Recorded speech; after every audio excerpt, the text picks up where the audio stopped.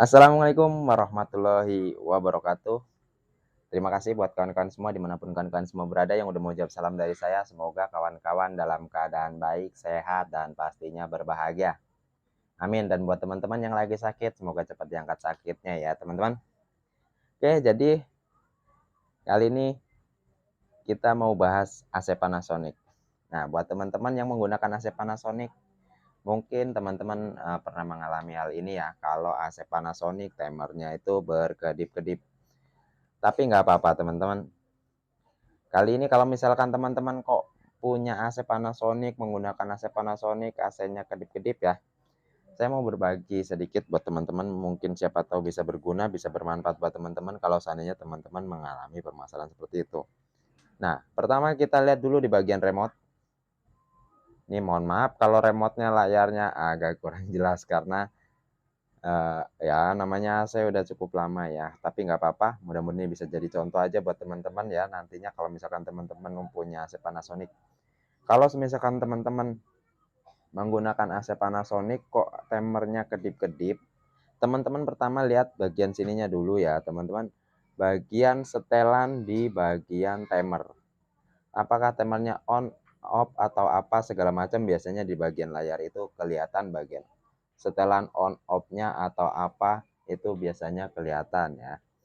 Nah, kalau misalkan teman-teman kok ngedipnya karena setelan dari remote atau timer, teman-teman tinggal pencet cancel aja ya. Nah, nanti timernya akan hilang kalau misalkan dari setelan remote. Tapi kalau misalkan dari setelan remote-nya nggak bermasalah kok masih ngedip, teman-teman bisa pertama teman-teman riset bagian elektroniknya ya. Caranya gimana? Caranya adalah di bagian colokannya dicabut. Nah, kalau misalkan teman-teman menggunakan colokan seperti ini ya teman-teman cabut aja colokannya. Kalau misalkan menggunakan kaki 3 ada setekannya, ya teman-teman bisa bisa cabut setekannya atau mainkan setekannya, dimatiin lalu dihidupkan lagi ya teman-teman. Nah, itu yang pertama. Tapi kalau masih kembali kedip-kedip, nah ini teman-teman wajib tahu ya kalau masih kedip-kedip, udah dilakukan cara seperti itu kok masih kedip-kedip. Nah, teman-teman wajib tahu. Yang pertama, bisa jadi dari bagian termostatnya rusak atau mungkin dari bagian evaporatornya ada bocor atau mungkin eh, kompresornya nggak jalan atau kapasitornya mati juga bisa kedip. Nah, sekarang kita bahas di bagian indoornya dulu ya teman-teman. Kalau misalkan permasalahannya ada di bagian indoor ya itu termostat. Di mana sih bagian termostatnya? Saya kasih tahu buat teman-teman semua ya. Kita buka dulu. Untuk buka casing AC Panasonic, di bagian sini, di bagian bawah sini, kanan, kiri, kemudian kalau kita buka lagi, ini ada bautnya ya. Ada bautnya. Mungkin kalau untuk tipe terbaru ada di bagian tengah sini juga ada yang ada bautnya, ada juga yang enggak. Nah, tapi yang pastinya teman-teman cari di bagian indoornya apakah ada baut-baut yang masih ke baut atau enggak yang buat ngunci cover indoor Panasonicnya. Nah, kalau baut semuanya udah dibuka, teman-teman bisa buka dari bagian bawah juga bisa, atau mungkin dari bagian atasnya juga bisa. Nah, tapi kalau saya lebih suka dari bagian atas. Kenapa? Karena kunci untuk semua tipe AC, kunci cover untuk semua tipe AC hampir sebagian besar ada di bagian atas. Makanya kita buka dulu kunci-kuncinya ya. Nah, seperti ini. Nah, kunci, buka. Kalau kuncinya udah dibuka, tarik dulu begini. Nah, kalau udah tarik bawah bagian. Nah, kalau udah semua ditarik kayak begini, tinggal dibuka. Nah, seperti ini sudah kita buka ya, teman-teman. Nah, ini covernya udah kebuka. Kalau misalkan teman-teman mau bersihin atau apa, bisa ya. Oke, kita taruh dulu ya, teman-teman, covernya karena kita nggak mau bahas soal cover, tapi kita ikutin langkah-langkahnya dulu. Nah, kalau sudah kebuka seperti ini, ya, teman-teman bisa jadi ininya rusak nih. Ini yang namanya termostat. atau termis orang bilang. Nah, ini 2 kabel ini rusak. Nah, ini kalau misalkan karena permasalahannya dari ini, teman-teman bisa ganti. Caranya cukup mudah, cukup gampang ya, teman-teman. Teman-teman tinggal buka bagian depannya seperti ini. Kalau misalkan masih ada, ini ada kunci-kuncinya. Nah, seperti itu kelepas jatuh nggak apa-apa lah. Nggak apa-apa jatuh dikit, yang penting kelihatan ya. Kalau misalkan teman-teman mau buka covernya, mau ganti termostatnya, ini teman-teman bisa buka baut-bautnya. Buka baut, buka baut. Nah, termostat ini di dalamnya itu pakai soket. Kita buka dulu ya, biar soketnya kelihatan. Kita buka teman-teman. Kita buka. Nah, seperti ini. Nah, ini kita ikutin aja kabel-kabel untuk termostatnya ya, teman-teman. Nah, ini kabel termostatnya seperti ini. Nah, ini pakai soket.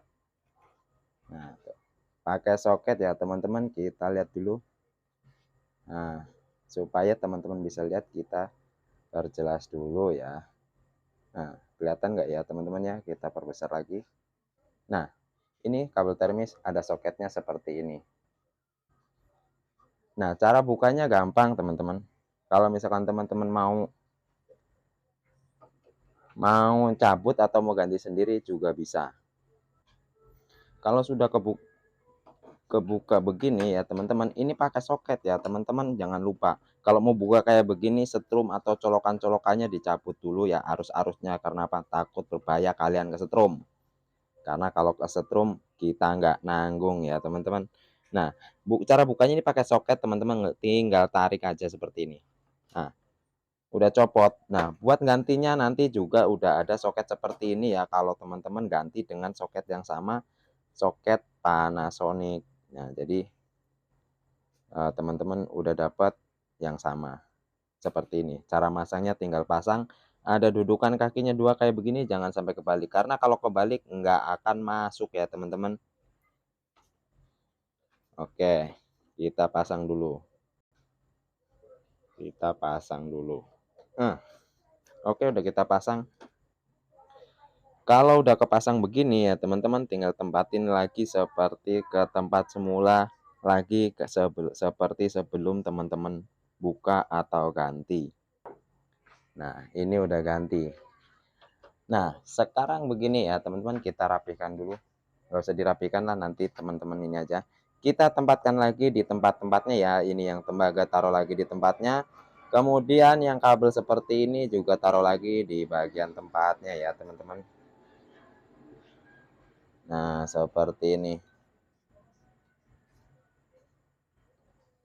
Nah, kalau misalkan kalau begini ya, teman-teman. Sebelum teman-teman ganti termostat, teman-teman wajib tahu, wajib cek dulu ya, supaya tahu apakah termostatnya yang rusak atau bukan.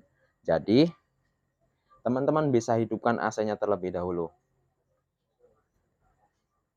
Kalau udah dihidupkan, teman-teman tungguin dan cek ya, apakah ada permasalahan dari tekanan freon yang kurang atau apa.